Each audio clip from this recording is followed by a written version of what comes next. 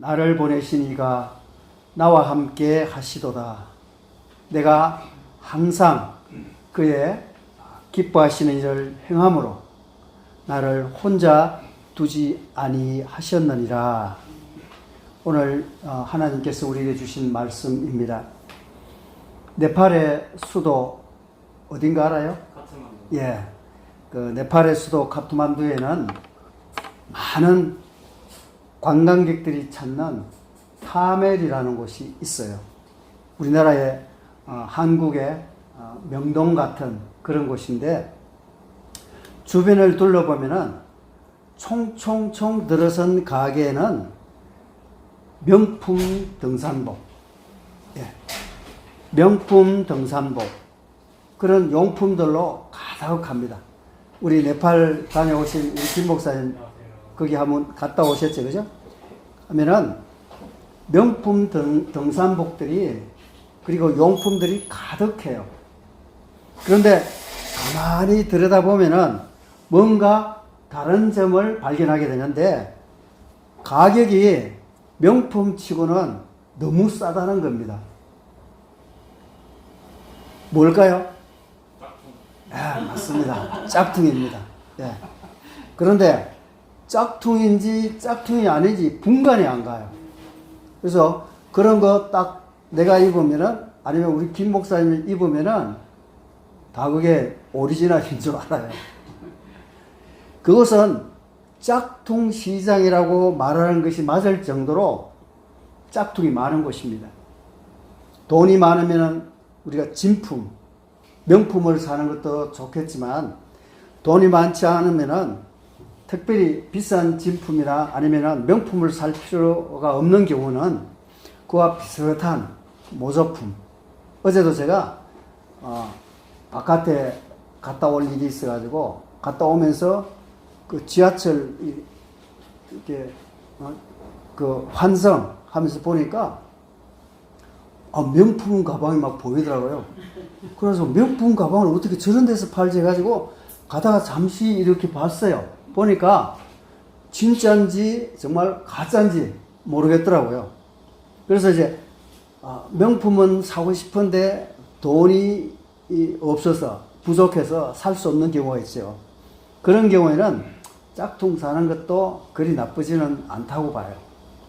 흥정을 잘 해가지고 싼 맛에 좋은 물건을 사게 되면은 행운일 것이고, 또 잘못 사게 되면 돈만 버리는 그런 경우도 종종 있습니다. 그런데 모든 사람들은 유일해적인 인생을 살아갑니다. 두 번 인생을 사는 사람은 아무도 없습니다. 그래서 주어진 한 번의 인생을 정말 우리는 잘 살아야 합니다. 물건은 모조품 짝퉁을 사기도 하지만 그 누구도 모조품과 같은 짝퉁 인생, 가짜 인생을 살고 싶어 하지 않습니다. 가장 귀하고 값진 명품 인생, 이 명품 인생을 살고 싶어 합니다. 명품 물건이 있듯이 명품 인생이 있습니다. 그렇다면 인생은 무엇이며 어떻게 사는 것이 명품 인생을 사는 것일까요? 인생이란 한 편의 드라마라고 정의해 봅니다. 그럴 경우 내 인생 드라마가 명품 드라마가 되느냐 그렇지 않느냐는 누가 내 인생 드라마를 쓰느냐에 달려 있습니다. 우리가 드라마는 누가 씁니까? 작가가 씁니다. 그래서 우리의 인생 드라마를 누가 쓰느냐에 달려 있습니다. 여기에 세 종류의 인생 드라마가 있습니다. 내가 남이 주인이 되어 써내려간 내 인생 드라마는 졸작이 되는 거예요. 그런데 내가 주인이 되어 써간 내 인생 드라마는 그냥 평범한 평작이 됩니다. 그런데 하나님이 주인이 되셔서 써간 내 인생 드라마는 불후의 명작이 돼요. 인류 역사상 가장 많이 팔리고 가장 영향력을 행사한 책이 있다면은 바로 성경이라는데, 여러분들이 또 많은 사람들이 이의를 제기할 사람은 없을 것입니다. 이 같은 결과는 무엇에서 비롯되었을까요? 그것은 다른 책은 인간이 주인이 되어서 쓴 것이지만 성경책은 성삼위 하나님께서 주인이 되어서 써내려간 책이기 때문입니다. 신앙이란 내가 아닌 하나님이 주인이 되는 것이고 또 그리스도인의 인생이란 하나님이 주인이 되어 쓰시는 한편의 최고의 감동의 드라마라고 정의를 해볼 때 그리스도인인 여러분은 바로 명품이고 여러분의 인생은 명작입니다. 아멘. 인정하십니까? 아멘. 대답을 안 해?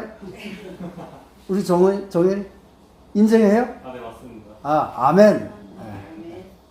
왜냐하면은 최고가 되시는 하나님의 그 시기에 바로 최고의 명품이에요. 최고의 작가인 하나님이 써가시는 인생이기에 명작입니다. 최고의 명작입니다.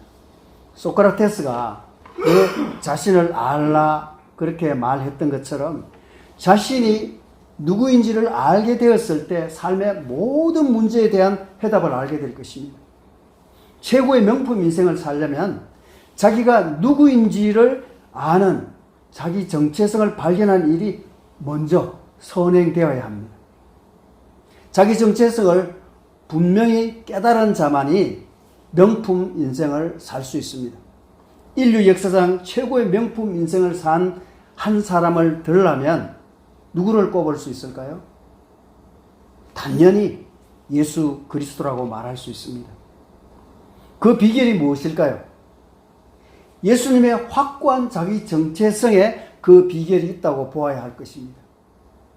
예수님은 공생애가 마지막에 이를 무렵 제자들을 데리고 갈릴리 북부 헐몬산 근처에 있는 가이사랴 빌립보라는 곳에 이르렀습니다. 하루는 예수님이 제자들을 불러 모아서 이렇게 물으셨어요. 사람들이 인자를 누구라 하더냐 이렇게 물었어요. 그러니까 이 질문에 제자들은 뭐라고 대답했어요? 우리가 다 잘 알지. 더러는 세례요한, 더러는 엘리야, 어떤 이는 예레미야나 선지자 중에 하나이다 하더이다 라고 그렇게 대답을 했죠.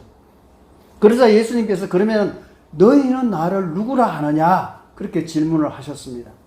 그러자 성질 급한 시몬 베드로가 뭐라고 하겠어요? 주는 그리스도시요 살아계신 하나님의 아들이시니이다 이렇게 말을 했어요. 그렇다면 예수님은 자기 자신에 대해서 어떻게 말씀하셨을까요? 요한복음은 예수님께서 자기 정체성으로 나는 이런 사람이야. 원어로는 에고에임이라는 뜻으로 하신 말씀을 여러 차례 진술하고 있습니다. 가령 나는 생명의 떡이다. 그리고 나는 선한 목자다. 내가 곧 길이요 진리이다. 생명이다. 이렇게 많이 이렇게 예수님께서 자기 자신을 가르쳐 말씀하고 있습니다. 이 같은 예수님의 자기 계시의 말씀 이외에 예수님께서 자기 정체성을 기술하고 또 있는 그 한 구절을 우리가 살펴보겠는데 요한복음 5장에서 8장은 우리가 잘 알듯이 대논쟁장입니다. 이 5장에 보면은 안식일에 예수님께서 베데스다 연못가에서 38년 된 병자를 고치시는 장면을 우리가 볼 수 있습니다. 이 사건 이후에 예수님과 유대인들 간에는 끊임없는 논쟁이 벌어졌습니다. 그 논쟁은 이제 8장에 와서 예수님께서 음행 중에 잡혀온 그 여자를 용서하는 사건에서 절정에 달합니다. 마침내 유대인들은 예수님을 향해 내가 누구냐? 이렇게 질문을 던졌습니다. 이에 대해서 예수님은 자기 정체성을 이렇게 밝혔습니다. 나를 보내신 이가 오늘 본문 말씀이죠. 나를 보내신 이가 나와 함께 하시도다. 나는 항상 그가 기뻐하시는 일을 행함으로 나를 혼자 두지 아니하셨느니라 이렇게 말씀하셨어요. 주님께서 최고의 명품 인생을 사신 그 비결을 이 구절을 통해서 엿볼 수 있습니다. 그것을 오늘 이 시간 세 가지로 살펴보고자 합니다. 첫째, 나를 보내신이라는 대목입니다. 요한은 예수님을 철저히 하나님으로부터 보냄을 받은 존재로 이 세상에 오셨다가 아버지의 뜻을 다 이루고 다시 하늘로 아버지께로 돌아가신 분이라고 그렇게 표현하고 있습니다. 이것을 증명이라고 하듯이 요한은 보내다라는 의미를 무려 60회나 사용하고 있습니다. 이것은 요한이 예수님을 얼마나 철저히 보냄을 받아 이 세상에 왔다가 하늘로 돌아가는 존재로 그렸는가를 극명하게 보여주고 있습니다. 예수께서 이르시되 나의 양식은 나를 보내신 뜻을 행하며 그 일을 온전히 이루는 것이라. 내가 아무것도 스스로 할 수 없노라. 듣는 대로 심판하노니 나는 나의 뜻대로 하려 하지 않고 나를 보내신 이의 뜻대로 하려 함으로 내 심판은 어려우니라. 예수님께서는 언제나 자신을 아버지 하나님으로부터 이 세상에 보냄을 받은 자로 생각하셨습니다. 즉, 이 세상에 어쩌다가 우연하게 이렇게 온 것이 아니고 자기 뜻을 이루러 온 것도 아니라는 것입니다. 하나님이 깊은 뜻이 계셔서 하나님이 이 세상에 보내셨고, 그래서 자신은 그분의 하나님의 보냄을 받았다는 것입니다. 여기서 보냄을 받았다는 말은 보낸 자가 있다는 뜻을 내포하고 있죠. 보냄을 받은 자는 보낸 자의 뭡니까? 심부름꾼이에요. 그리고 다시 말해서 엠버스더, 특사, 그렇게 특사이죠. 특사는 자기 뜻이 아닌 보낸 자의 뜻을 한치의 오차도 없이 수행해야 할 책무가 있습니다. 제가 어제 그저께 여기 주한 네팔 대사관에 대리대사를 만났어요. 제가 한번 전화를 했었는데 언제 자기가 만나자 그래가지고 제가 만나서 같이 이제 저녁을 같이 먹었는데 이 사람이 한 개인을 봤을 때는 그냥 뭐 네팔 사람이에요. 그런데 네팔 정부가 대한민국에 대사로 보낸 사람이에요. 이거는 네팔 정부를 대표한 사람이죠. 그래서 그 사람은 특사예요, 특사. 엠버스더.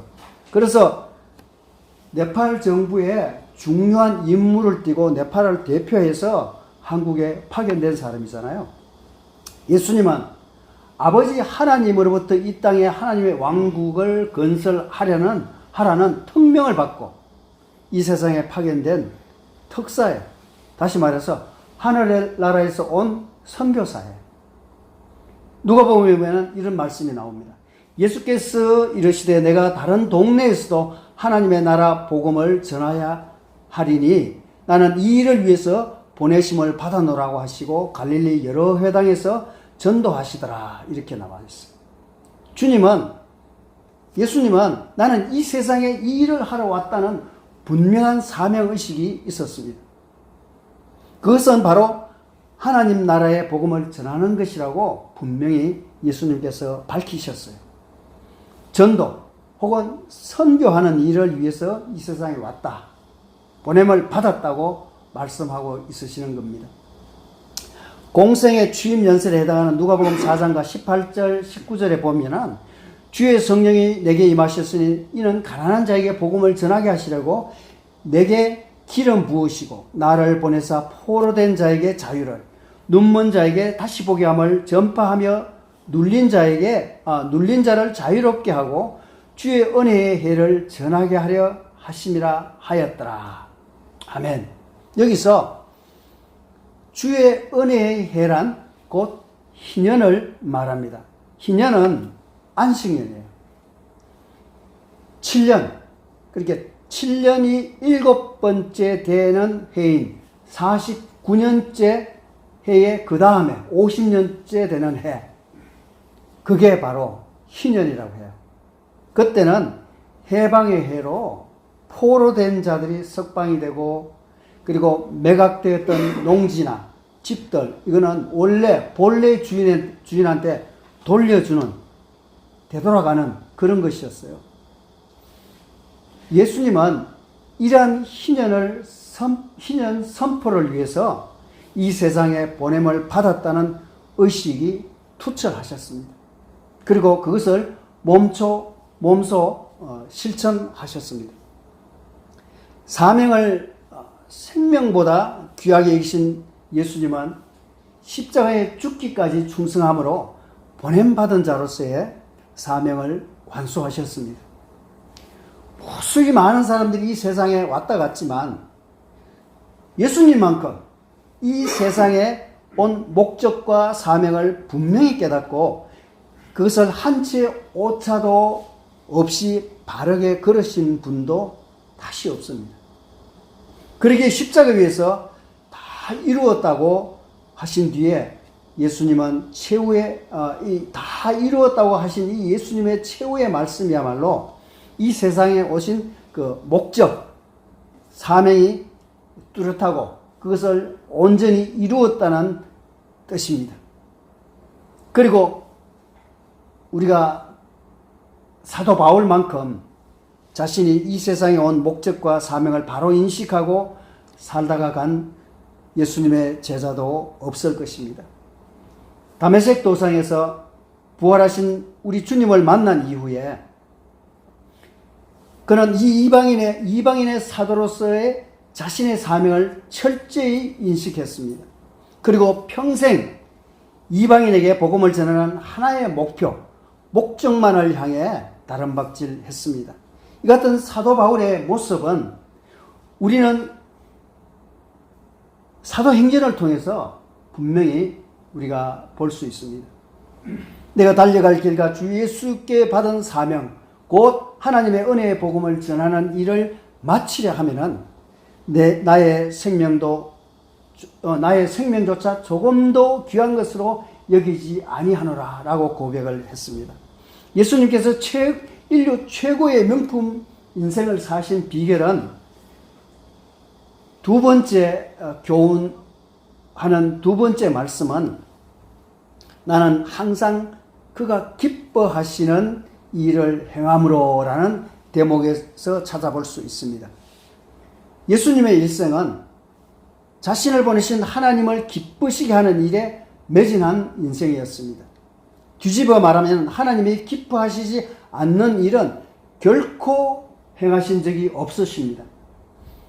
자신의 뜻을 관철하기 위해서 하나님의 뜻을 거역한다든지 자신의 이익을 위해서 불의한 자들과 타협하거나 아니면 온갖 불법과 편법, 부정직한 방법을 동원한다든지 남을 미워하거나 자신을 미워하여 해를 입힌 사람을 보복한다든지 하나님이 보시기에 기뻐하시지 않는 일이라면 십자가를 지고 죽는 한이 있더라도 결코 우리 주님은 행하시지 아니하셨습니다.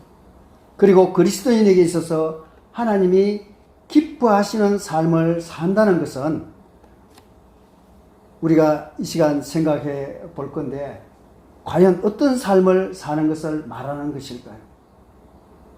그것은 거룩한 삶, 경건한 삶을 사는 것이라고 말할 수 있습니다. 여기에서 거룩한 삶, 경건한 삶을 구체적으로 말하면은 개인 생활에서는 사랑의 삶이요, 사회생활에서는 정의의 삶이라고 말할 수 있습니다. 오늘 그리스도인들의 개인 생활에 있어서 사랑의 삶에 대해서 한번 살펴보면은 하나님은 사랑이심이라는 요한일서 4장 8절에 있는 말씀처럼 주님은 구약 성경 전체를 가장 큰 두 계명, 이 두 사랑의 계명으로 요약을 하셨는데 예수께서 이르시되 내 마음을 다하고 목숨을 다하고 뜻을 다하여 주 너의 하나님을 사랑하라 하셨으니 이것이 크고 첫째 되는 계명이요 둘째도 그와 같으니 내 이웃을 내 자신과 같이 사랑하라 하셨으니 이 두 계명이 온 율법과 선지자의 강령이니라. 이렇게 마태복음 22장 37절, 22장과 37절 또 40절에 이야기하고 있습니다. 이 말씀은 하나님이 가장 기뻐하시는 일을 사랑임을 말씀하고 있습니다. 주님은 남들이 멸시하는 세리나 창녀도 사랑하시고 또 무시하는 여자나 아이들도 사랑하시고 또 심지어는 자신을 십자가에 못 박도록 내어준 이 사람들조차도 용서하는 가장 큰 사랑을 보여주셨습니다. 누가복음 24장 34절에 이렇게 기록되어 있습니다. 아버지, 저들을 사하여 주시옵소서. 자기들이 하는 것을 알지 못함이니이다. 이미 언급했듯이 우리 주님의 예표가 되는 요셉의 일생은 하나님이 기뻐하시는 일만 행한 모범적 사례입니다. 어머니 라헬을 닮아서 용모가 준수하게 생겼었죠. 이 요셉은 애굽으로 팔려간 뒤에 바로의 신이 대장인 보디발의 집에 총무가 되었습니다. 그런데 보디발의 아내는 이 용모가 준수할 뿐만 아니라 이를 마음에 쏙 들게 자라는 이 요셉의 모습에 반해가지고 요셉을 유혹하였습니다. 정욕이 불같이 일어나는 20대 후반의 청년이 이 같은 유혹을 물리치기란 정말 쉽지 않은 노릇입니다. 더욱이 한 번만 눈 감으면 자신의 정욕을 채울 수 있고 히브리 노예 신분인 이 요셉으로서는 이 일로 인해서 더욱 신임을 받을 수 있는 절호의 기회일 수도 있었습니다. 그러나 요셉은 단호히 거절했습니다. 그러면서 요셉이 이와 같이 말했습니다. 내가 어찌 이 큰 악을 행하여 하나님께 죄를 지으리까? 요셉은 철저히 하나님 앞에서라는 이 호람되어 정신에 투철하였습니다.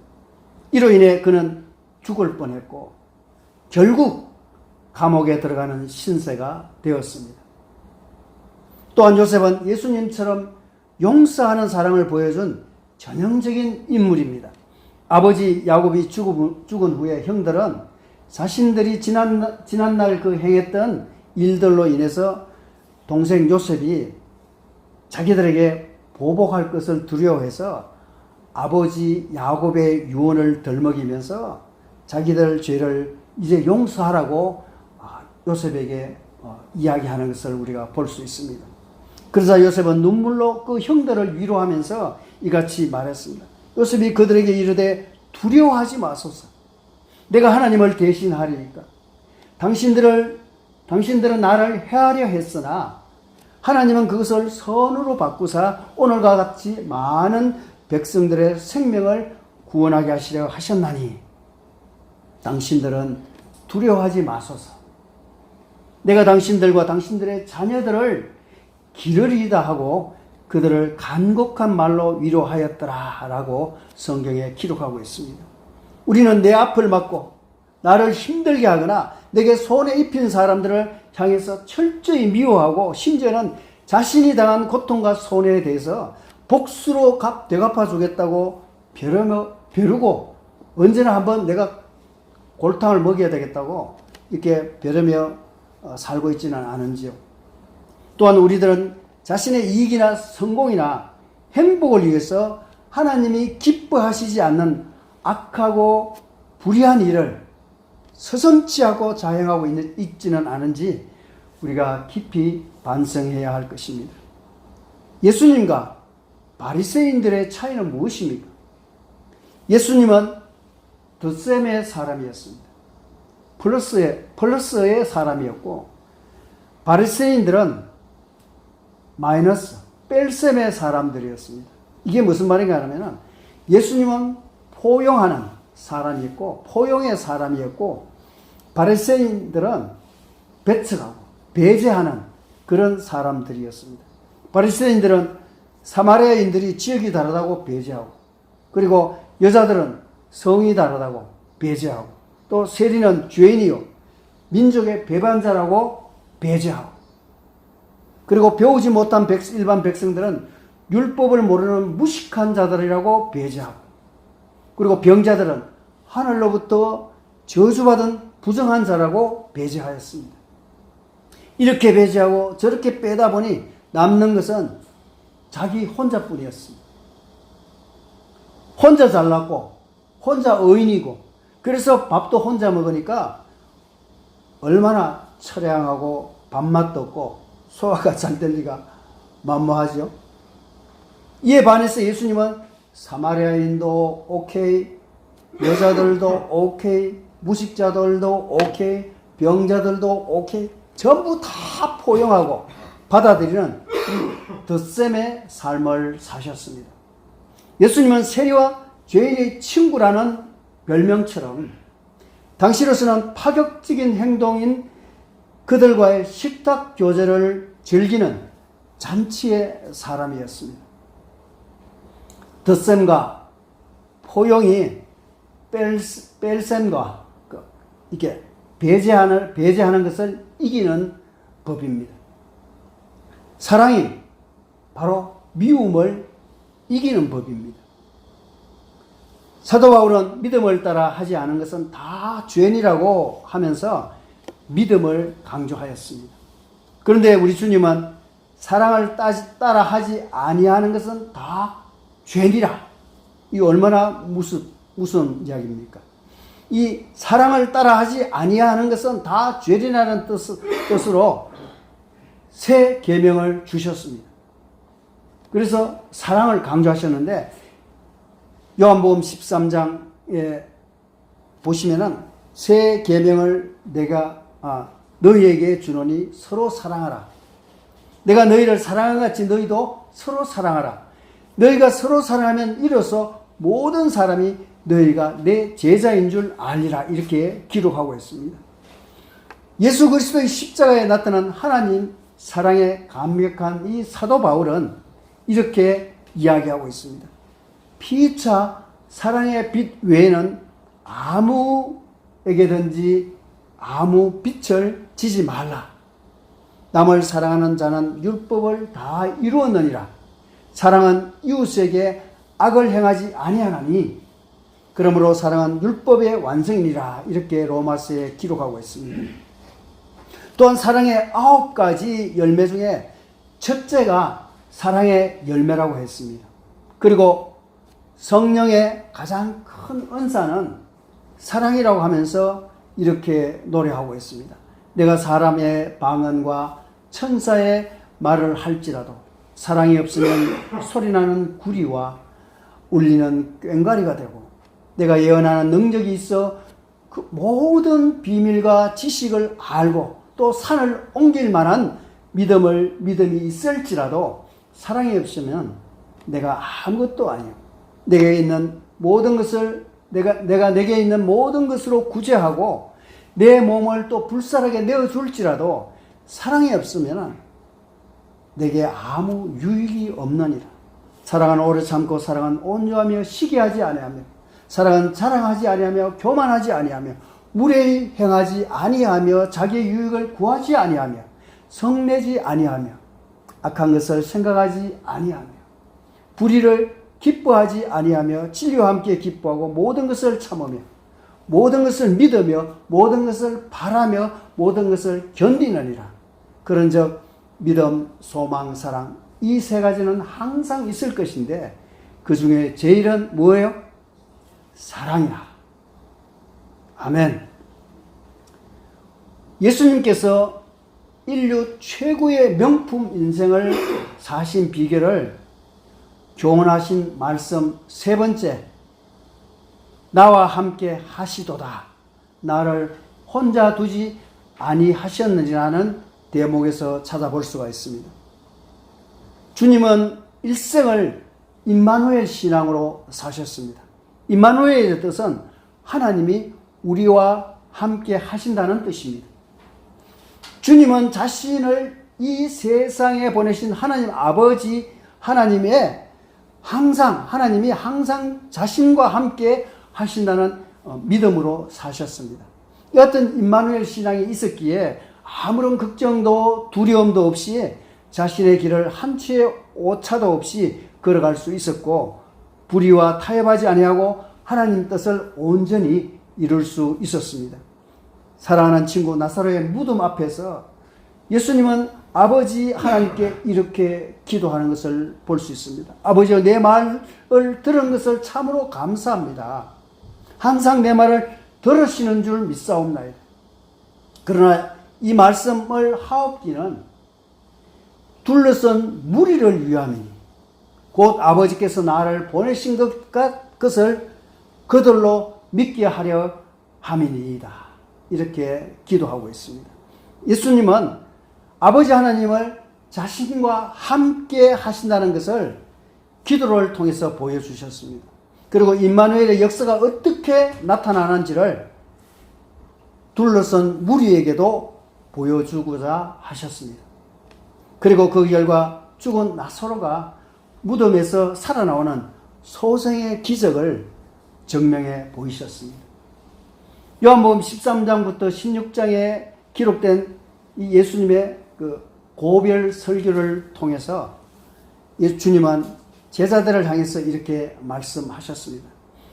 예수께서 대답하시되 이제는 너희가 믿느냐? 보라, 너희가 다 각각 제 곳으로 흩어지고 나를 혼자 둘 때가 오나니 벌써 왔도다.